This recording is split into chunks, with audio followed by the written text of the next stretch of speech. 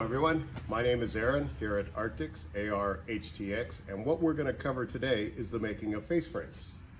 There's 20 different ways to make cabinets. There's 100 different carpenters that would do it 1,000 different ways. What we're going to do today is show you how I do it here. So if you want your cabinets to come out looking like this, with these beautiful face frames, stay tuned and follow along. So, the next step in the process that I like to do for my face frames is I will tack the face frames in place. On this one I have 3/4 of an inch of an overhang because this is going to butt up against the wall and I want to make sure that I have enough material to scribe so I get a nice tight fit. So what I'll do is I'll add a couple of 3/4 inch pieces of scrap on the end and then I'll push my face frame out to the edge like that, and then I'll flush it up. Then I tack it in place. Do the same thing with the bottom. Tack that one in place. And then for the opposite side, what I will do is I will flush it up with the side of the cabinet. Nice and tight, nice little tight fit. Get that nailed in. Then what that leaves is, for this particular cabinet, we're going to have a drawer down here. So that means that I need 3 pieces to go between here. I check my dimensions. We're at 26 1/4 on the top. Verify the center, that's 26 3/16. Now I can have that discrepancy because the wood may have a slight bow in it, but I'm going to work with that. And then down here, we're at the same thing. We're at 26 3/16. So I'm going to cut my material at 26 1/4. Now that we have all of our parts cut, the next step is to head back over to the belt sander and we're going to sand all of these edges because it's very important that these edges be nice and smooth. You don't want to see chatter marks because that looks terrible and it looks very unprofessional.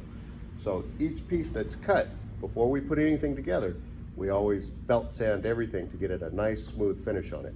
So let's go over to the belt sander again. So now we're going to sand all of these pieces and get them ready.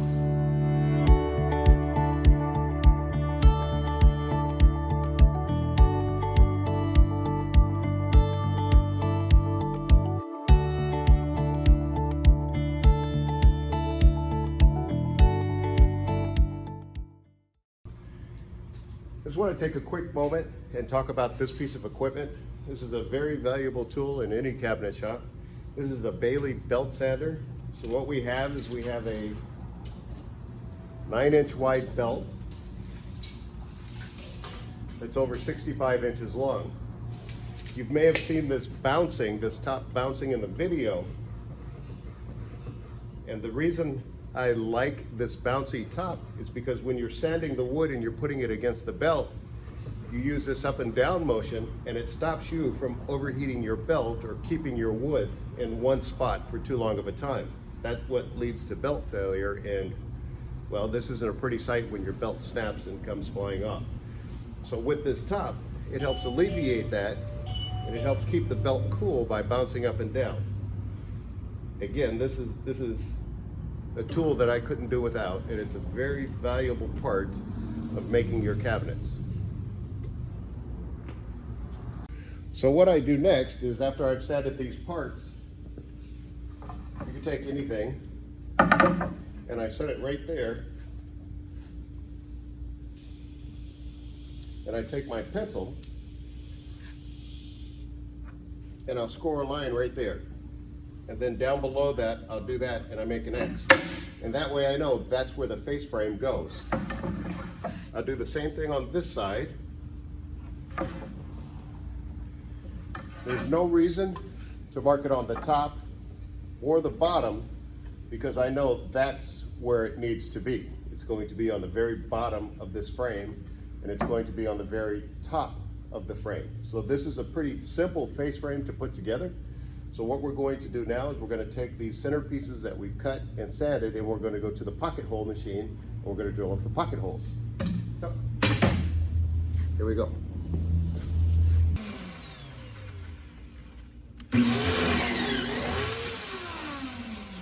So this is another one of those invaluable tools that you absolutely need in a cabinet shop. What this machine does is when you pull this handle down, there's a little bit that comes up out of the platform. That bit will drill into your wood and it will create what's called a pocket hole. So these pocket holes are what holds your cabinets together. As you can see, using this machine makes making pocket holes a breeze. What I want to show you with this machine is it's geared for a right-handed user. The safety button here that you have to push to make the trigger work. So you have to push that and pull that. And it's really not laid out for a left-handed user. So with my left hand, I could kind of get my pinky on it and push it in and then squeeze it down. But it's just a little awkward. But you can use this if you are left-handed.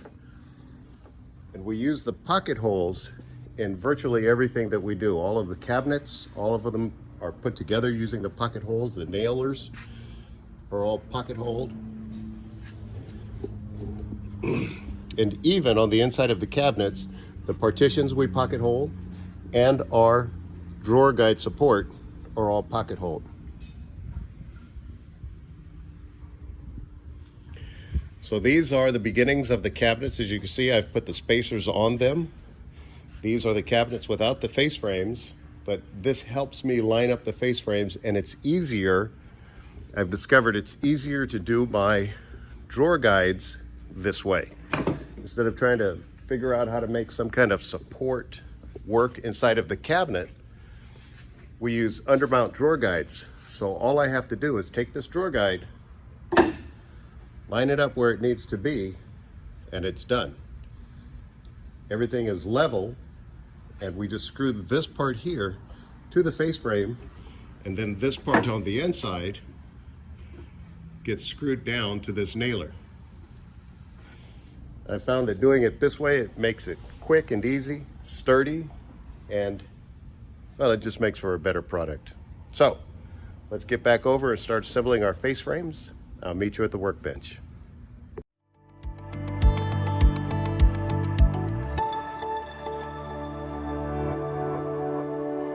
So a quick note, another thing that I feel is very important is to have a clutter-free work area. You don't want to be fumbling all over your pieces as you're trying to put together your face frame. So even though it's not perfect, I've cleared myself a safe working space where I can stretch out all of my face frames and start putting them together. So I went and popped off my other face frames. You can see there's a little brad nail sticking out of them. We're going to take these face frames and set them off to the side. We're going to work with these at first. What we want to do is wiggle out that brad nail.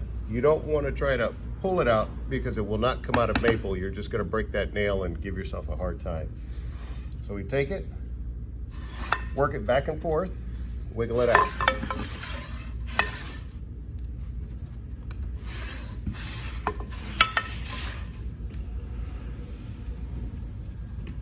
Then what we do is we check our orientation to make sure that we can see our marks. So we have a mark here and we have a mark there. So we know it goes on the inside like that. First thing I do is I do my top and my bottom rail, and then I'll fit in my mid one. Add a little glue, spread the glue around. Then I'll take my Rockler face frame clamp, and it has a little dowel here that fits inside that bung. Put that together like that. You line up the edges. Once that edge is lined up, you push this in. You push in the clamp, and then you tighten it, and that pulls it together to stop it from moving apart. You can see it squeezed out a little bit of glue. What I like doing as an extra precaution is using the good old face frame clamps. So we're going to adjust this real quick. Make sure it's where it needs to be. Then you clamp that down, and what that does is it keeps it on the same plane and stops it from spreading when you drive in your nail, or your screw rather, pardon me. So what we use are Craig flathead screws that you use a square bit with. So the square bit fits inside of there, and the flat part of this head pulls those two pieces together.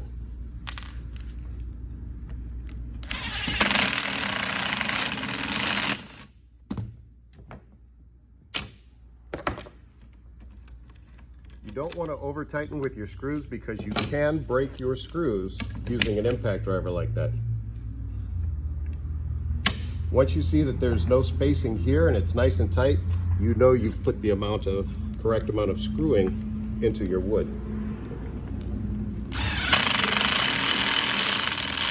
Plus your bit will stop spinning once it's seated. So you can see, even though I'm still applying the trigger, it stops. I can keep going and strip it and break it, but that's perfect. And that's the first step in bringing your face frames together. I like putting the clamp in the top hole first because it gives me enough clearance so I can see that the bottom is lined up and nice and flush where I like it. You can put it down here if that makes you happy. There's no wrong way to do this. So I'm going to put it in the top, flush them up, push in the arm, and then when I tightened it down, it squeezed out the glue, but it made it come uneven. It's on a different plane. So you can just push it over, hold it in place, and then tighten that. And if it still won't go, then you give it a little tap, just like that. And now that it's tight, it's nice and flush down there. But it moved when I brought it over to the camera, of course, so I'm going to move it back.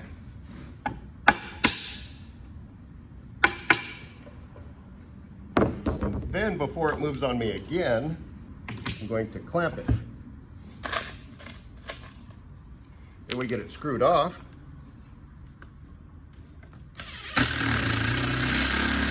And you can see the bit stopped moving. Loosen it, and if you pull this button up, you can slide that out quickly. Then we move it up here, clamp that.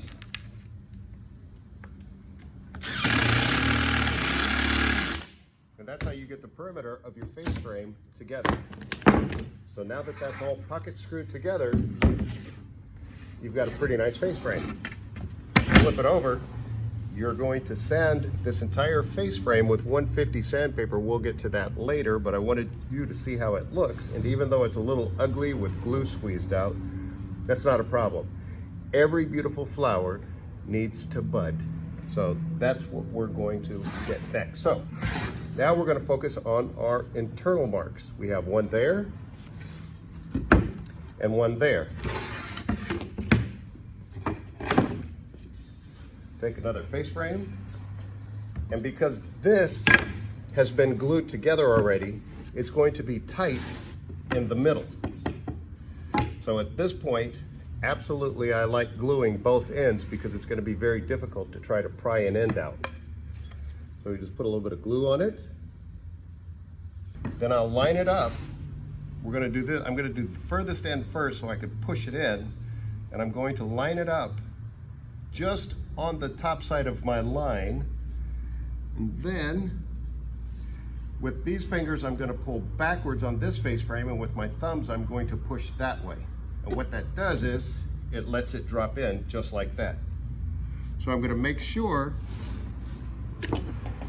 that I'm just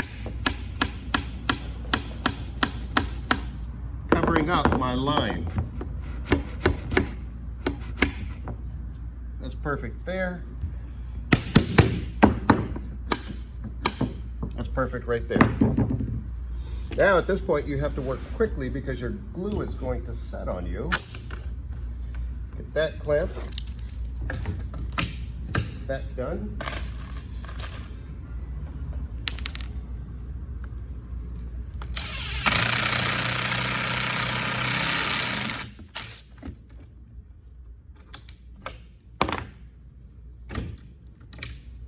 Flush that up.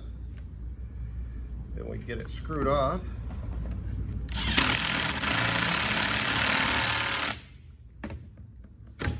And work it quickly.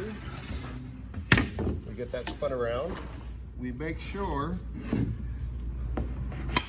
that we're still where we want to be on our line. Never take anything for granted. Double check, because you don't want to screw that and find out you're 1/8 inch off, because that looks terrible.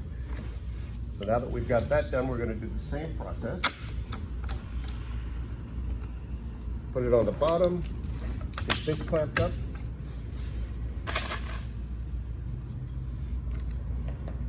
Get it screwed off.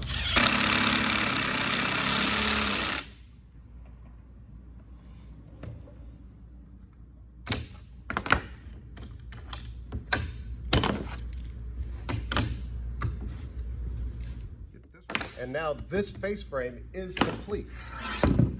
So what we've done is we've created a space to put 2 doors. So we could put a door on this side, we could put a door on that side, it'll open in the middle.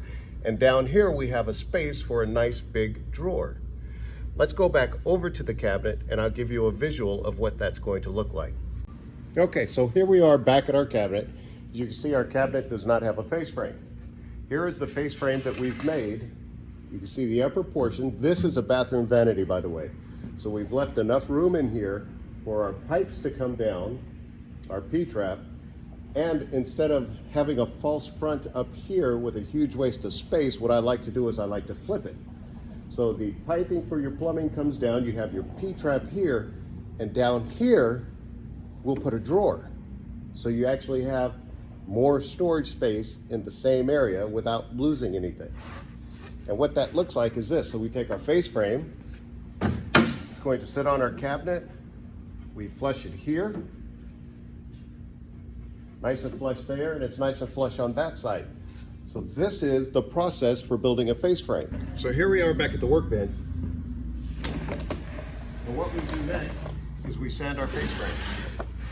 We don't just sand the back, it's very important that you sand both sides. I said back, but I meant to say front. It's very important that you sand your front, and it's equally important that you sand your back, because there will always be some slight deviation of these two pieces not being on the same plane. And when you go to mount this on your cabinet, you don't want this pushing it out that much away from your cabinet having any gap. I like starting with 150 grit sandpaper. So this is a hold sandpaper. And what it does is it lines up with these holes in my sander.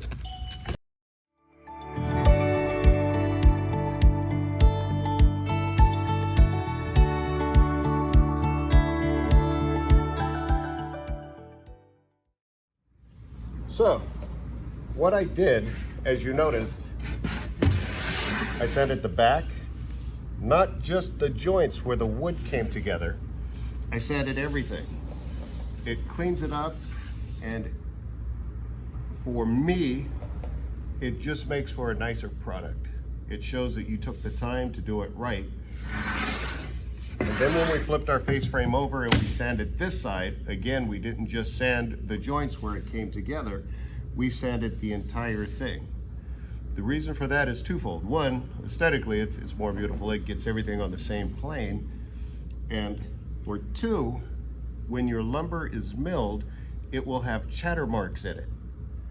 You can't see it under certain lighting conditions or if you look at your wood straight on, but if you look at your wood at a certain angle, that's why people are always holding their wood to look at it, to make sure it's straight, to make sure there's not a lot of chatter marks, to make sure it's not bowed. So if you look at it at an angle, you'll see chatter marks. Some guys will take their pencil and mark it just to make sure that they get that sanded. I know after all these years of doing it to just sand it. take my time. I know I need to go over the entire thing. You could see where it has been sanded and you could see where it hasn't been sanded. So as tedious as sanding is, it's very important to take your time and sand your entire face frame smooth. If you're going to take your time to build a beautiful cabinet, you want to take your time and sand it and make it look really nice. So what we're going to do next is we're going to go get our face frame put on. So meet me back over at the cabinet. Okay, so now we're back at the cabinet. Now this next part, the way that I do it,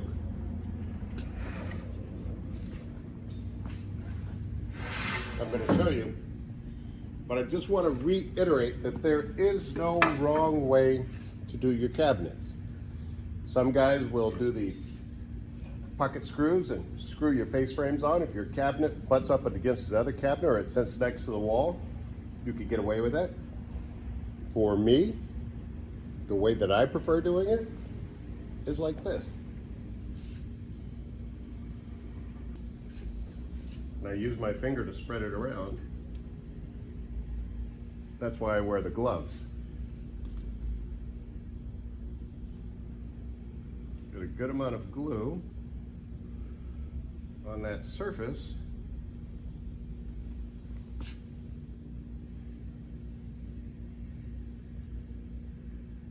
And you spread it around because it slows the dripping down. So it's not going to run. Like here I didn't spread it. You can see it's already starting to run. So we spread it. And it also helps with the nailing process to have it on there. So we take our face frame. We flush it up on this side. I'm going to let that hang over a little bit because the important part, the most important part of this is to make sure that your face frame is either lined up with your deck or is just a little bit proud. You don't want to nail on your face frame and have your deck like that. So we're going to get this side nice and flush. Make sure it's sitting where we want it to sit on our deck. Nail this off.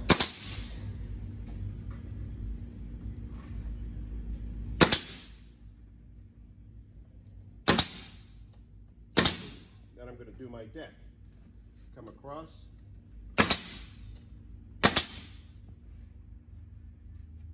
And if your workbench is a little bent, has a little bow in it, go ahead and pull the face of your cabinet off after you've nailed it. That way you could adjust this face frame up and down to where you need it. So my deck is flush there. Get that all nailed off. Now before I nail this, I'm going to nail this deck. That's because this allows me to have a little bit more flex and wiggle in it. So I'm going to come back to this end, verify that it's flush, push my face frame back up against the cabinet, get that nailed off. And if I need my deck to come up, I'll reach underneath and push up just a little bit. Careful to keep my finger away from that just in case the nail decides to go south. You don't want to nail your finger to the cabinet, so I hold it back just a little. Go ahead and get this nailed off.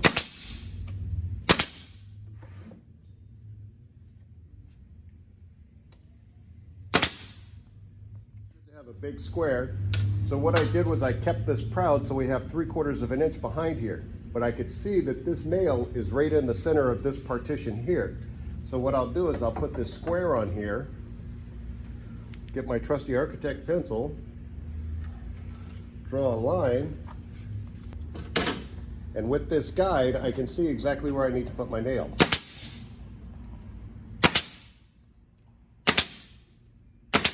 Then I'll come back across the top. And then what I like to do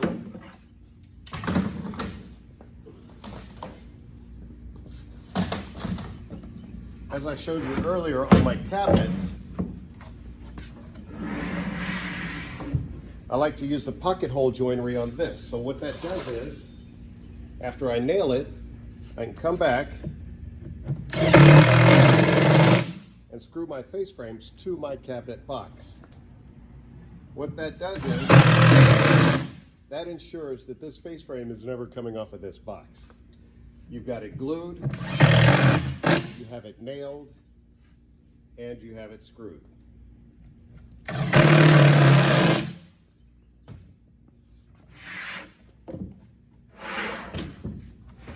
And there, our face frame is on our box.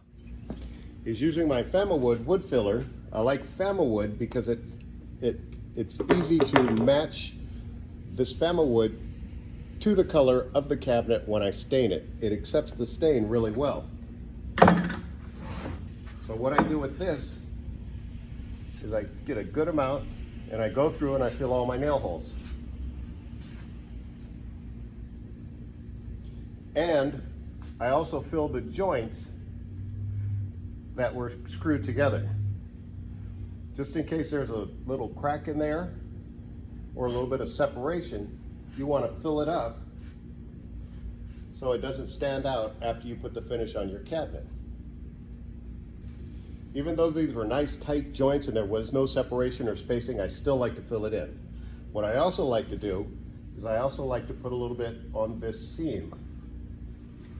It looks a lot cleaner if you can't see a void between your box and your face frame. And if you're going to spend the time making it, I can't say it enough, quality counts. So we're rubbing it in there to get it nice and deep. And that's it. That is how you make a face frame and attach it to your cabinet. Now you get a better visualization. You're going to have a couple of doors here and a pull-out drawer there, and this is going to be one cool bathroom vanity. For my face frames